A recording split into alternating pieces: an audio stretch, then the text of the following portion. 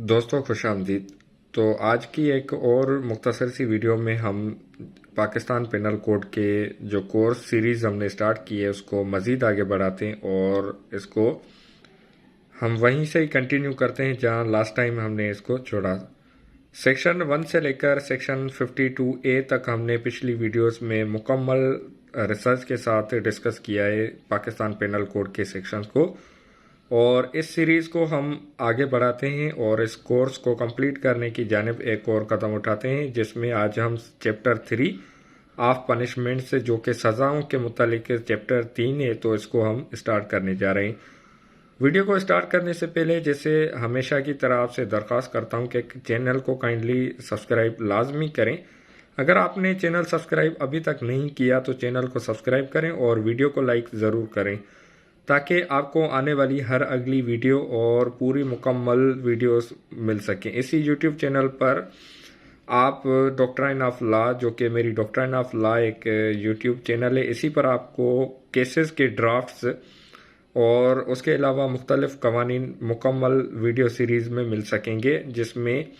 National accountability bureau, constitution of Pakistan, USA constitution, international law, उसके अलावा तुर्की constitution और high court की पिटीशन, सिविल कोर्ट के केसेस, नादरा के केसेस और बहुत सारे आपको तकरीबन मुकम्मल एक मवाद मिल जाएगा जो कि हमारी ज़िंदगी में बाकायदा प्रैक्टिकली इस्तेमाल होता है। तो वीडियो को स्टार्ट करते हैं और चैप्टर 3 ऑफ पनिशमेंट्स, तीसरा चैप्टर ऑफ पनिशमेंट्स जो कि सज़ाओं के मुतालिक है, कि चैप्टर 3 बयान कर रहा है सेक्शन 53 पनिशमेंट्स, सजाएं। सेक्शन 53 पनिशमेंट्स मतलब सजाएं। The punishments to which offenders are liable under the provisions of this code are, वो सजाएं जिस वो जुर्म या जराइम जिनके लिए सजाएं दी जाती है इस कोड के तहत, वो कुछ इस तरह से हैं कि फर्स्टली किसास, सबसे पहले जो सजा है वो किसास, दूसरे सेकंडली दियत, दूसरे नंबर पर दियत है, थर्डली अर्श, तीसरे नंबर पर अर्श है, फोर्थली दमन, फिफ्थली ताजीर, sixthly death, seventhly imprisonment for life, eightly imprisonment which is of two descriptions, namely rigorous with hard labor, simple, ninthly forfeiture of property, tenthly fine।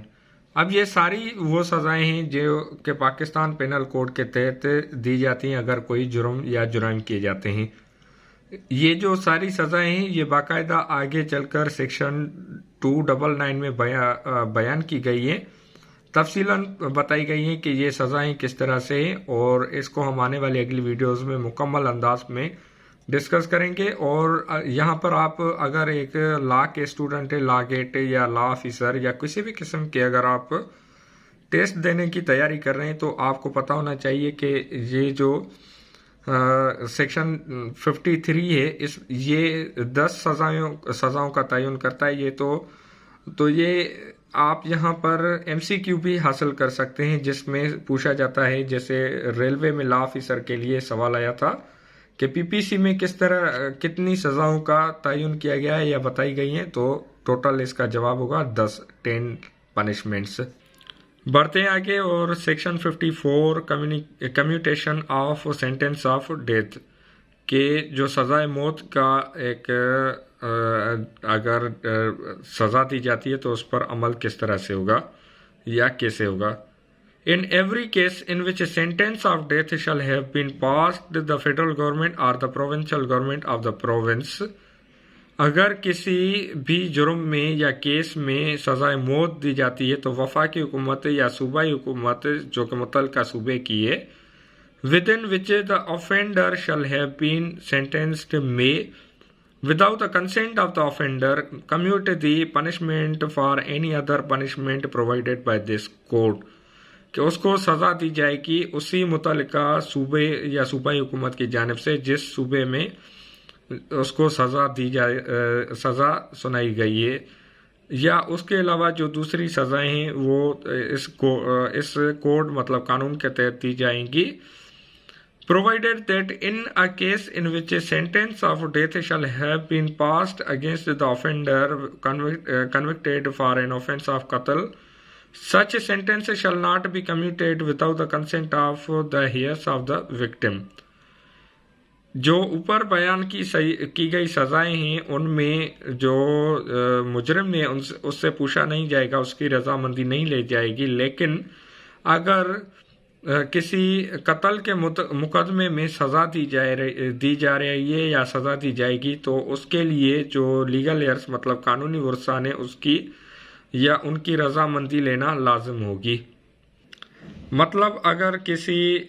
Legal hair से पूछा नहीं जाता जब तक कि सज़ाए मौत नहीं दी जाए किसी कत्ल के मुकदमे में, तो उसमें सज़ा तब तक नहीं दी जाएगी जब तक उसकी रजामंदी ना हो। मतलब लीगल हेयर जो कानूनी वारिस है अगर उसकी इजाज़त नहीं है और वो माफ़ कर देता है तो उसमें सज़ा नहीं होगी। लेकिन अगर माफ़ी नहीं होती तो उसको सज़ा दी जाएगी और उसमें भी फिर कंसेंट मतलब रजामंदी होगी कानूनी वारिसान की। तो मैं नहीं समझता कि इसमें मज़ीद हमें बहस करने की ज़रूरत है या फिर किसी एग्जाम्पल देने की। अगर आप चाहते हैं कि मैं आपको कोई एग्जाम्पल दूं या किसी भी किस्म की आपको रहनुमाई मज़ीद फराहम करूं तो मुझे कमेंट सेक्शन में आप लाजमी बताएं, फिर इसको हम अगली वीडियो में कवर कर लेंगे। बढ़ते हैं आगे और वीडियो को मुख्तसर से मुख्तसर करने की कोशिश करते हैं। Section 55 commutation of sentence of imprisonment for life. उम्र कैद के सज़ा का तयन या तरीक़ेकार किस तरह से होगा, तो वो इस सेक्शन 55 में बताया गया है कि in every case in which sentence of imprisonment for life shall have been pass, किसी भी जुर्म या केस में अगर उम्र कैद की सज़ा सुनाई गई है, the provincial government of the province, जो सूबे की हुकूमत है, जो मुतलका सूबे की हुकूमत है, with in which the offender, जिसमें मुजरिम, shall have been sentenced में without the consent of the offender, कि उस मुजरिम की रजामंदी के बगैर commute the punishment for imprisonment of either description for a term not exceeding 14 year, उस पर अमल करवाया जाएगा। उस पर मतलब उम्र कैद पर अमल करवाया जाएगा जो कि 14 साल से ज़्यादा नहीं होगी। Provided that in a case in which sentence of imprisonment for life shall have been passed against an offender convicted for an offence punishable under chapter 16 such punishment shall not be commuted without the consent of the victim or as the case may be of his heirs, कि अगर किसी कत्ल के मुकदमे या जो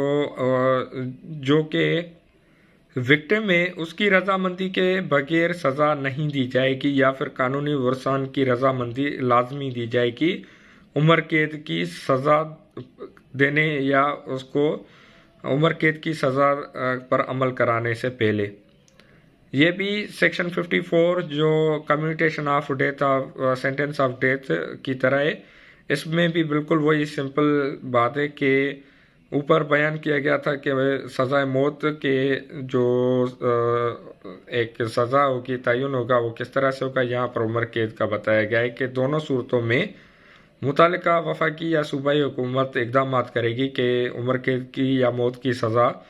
पर अमल किया जाए। लेकिन दोनों सूरतों में अगर कत्ल का मुकदमा है तो उसमें कानूनी वर्सान से इजाज़त लेना लाजमी होगी कि उस पर अमल किया जाए। तो बढ़ते हैं आगे मजीद सेक्शन 55A की जानिब। Section 55A saving for president prerogative. Nothing in Section 55, 54 or 55 shall derogate from the right of the President to grant pardons, reprieves, respites or remissions of punishment, के सदर ममलकत को ये अख्तियार होगा या उससे ये अख्तियार वापस नहीं होगा कि उस पर अमल कर सके कि जो सज़ाएं हैं उनमें माफ़ी दे सके, कमी पेशी कर सके सज़ाओं में, या फिर रेस्पाइट्स मतलब उसमें कोई गुंजाइश निकाले। Provided that such right shall not without the consent of the victim और as the case may be of the heirs of the victim be exercised for any sentence awarded under chapter 16। कि जो मुतल्लिका victim मतलब जिसके साथ कोई जुर्म हुआ है तो उसकी इजाज़त या कानूनी वरसान की इजाज़त के बगैर सदर ममलकत कोई भी अमल नहीं कर सकते, जो पहले बयान किया गया है चैप्टर 16 में। बढ़ते हैं आगे और सेक्शन 56 में sentence of Europeans and American to appeal servitude. इस कानून को या इस सेक्शन को ख़त्म किया गया है क्योंकि हमारे यहाँ यूरोपियंस और अमेरिकन्स का जो एक कानून मौजूद था उसको ख़त्म किया गया है। Section 57 fractions of terms of punishment. अब जो सज़ा दी गई है उस पर अमल किस तरीके से होगा तो वो सेक्शन 57 में बताया गया है कि इन calculating fractions of terms of punishment के जो सजाओं का तयन है वो किस तरह से होगा कि imprisonment for life shall be reckoned as equivalent to imprisonment for 25 years. कि जो सजाए मौत और सजाए उम्र कैद की जो सजा दी गई है उसका तयन इस तरह से होगा कि जैसे वो 25 साल के लिए सजा दी जा रही है या उसके बराबर होगी। अब अगर डे एंड नाइट काउंट की जाएगी तो टोटल बनेंगे 14 ईयर्स या इसके बराबर। अगर आप मजीद रहनुमाई चाहते हैं तो कमेंट सेक्शन में मुझे लाजमी बताएं, मैं आपको क्लियर कर दूंगा। Section 58 offenders sentenced to transportation how dealt with until transported. ये सेक्शन भी खत्म किया गया है कि इसमें सेक्शन 59 में ट्रांसपोर्टेशन इंस्टीड ऑफ इम्प्रिजनमेंट ये भी सेक्शन खत्म किया गया है और सेक्शन 60 की जानिब बढ़ते हैं और section 60 says that sentence may be in certain cases of imprisonment wholly or partially rigorous or simple। बाज़ मुकदमात या बाज़ सूरत हाल में जो सज़ा का तरीक़ेकार है वो आया पूरा का पूरा या उसका कुछ हिस्सा लेबर या सिंपल हो सकता है सज़ा का, कि मतलब किसी से मुकम्मल तौर पर या तो लेबर भी करवाई जाएगी या फिर उसको लेबर के साथ सिंपल सज़ा भी दी जाएगी या दोनों सूरतों में। In every case in which N offender is punishable with imprisonment which may be of either description if it shall be competent to the court which sentences such offender to direct in the sentence that such imprisonment shall be wholly rigorous or that such imprisonment shall be wholly simple or that any part of such imprisonment shall be rigorous and the rest simple। कि जो अदालत सज़ा दे रही है या सज़ा का तयन कर रही है वही अदालत बयान करेगी कि सज़ा का पूरा हिस्सा रिगोरस होगा, सिंपल होगा या फिर दोनों हो सकते हैं। मतलब जो अगर किसी से मशक्क़त करानी हो सज़ा के दौरान कैद के दौरान तो उसका तयन अदालत करेगी और अगर किसी को सिंपल सादा सी सज़ा देनी हो सिर्फ कैद रखना हो तो उसका तयन भी अदालत ही करेगी। Section 61 sentence of forfeiture of property, ये सेक्शन भी ख़त्म किया गया है। सेक्शन 62 मतलब सेक्शन 62 जो 62 सेक्शन है ये भी ख़त्म किया गया है। सेक्शन 63 अमाउंट ऑफ फाइन, जुर्माने की रकम, where no sum is expressed to which a fine may extend the amount of fine to which the offender is liable is unlimited but shall not be excessive. कि अगर जुर्माने की amount मतलब कीमत का तयन नहीं किया गया तो वो जिसने जुर्म किया है उस पर बेतहाशा होगी लेकिन उसकी हैसियत से ज़्यादा नहीं होगी। अब बेतहाशा से मुराद कि अगर कोई जुर्माना अदालत लगाना चाहे तो वो कम से कम और ज़्यादा से ज़्यादा भी हो सकता है लेकिन उसकी माली हालत को मद्देनज़र रखते हुए वो उसके साथ इंसाफ किया जाएगा। Section 64 sentence of imprisonment for non payment of fine. Imprisonment मतलब कैद की सज़ा जुर्माना अदा ना करने की सूरत में। In every case of an offence punishable with imprisonment as well as fine in which the offender is sentenced to a fine whether with और without imprisonment and in every case of an offence punishable with imprisonment और with fine only in which the offence sentenced such offender to direct by the sentence that in default of payment of fine the offender shall suffer, कि अगर किसी मुजरिम को सज़ा दी गई है और सज़ा के साथ जुर्माना भी लगाया गया है, तो अगर वो जो मुजरिम जुर्माना अदा नहीं कर रहा तो उसको मज़ीद सज़ा दी जाएगी, जो कि ज़्यादा से ज़्यादा 6 महीने की होगी। Imprisonment for a certain term which imprisonment shall be in excess of any other imprisonment to which he may have been sentenced or to which he may be liable under a commutation of a sentence।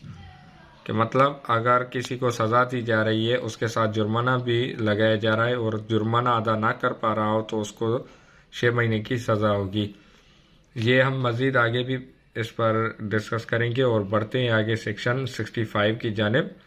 Limit to imprisonment for non payment of fine when imprisonment and fine awardable, कि अगर किसी,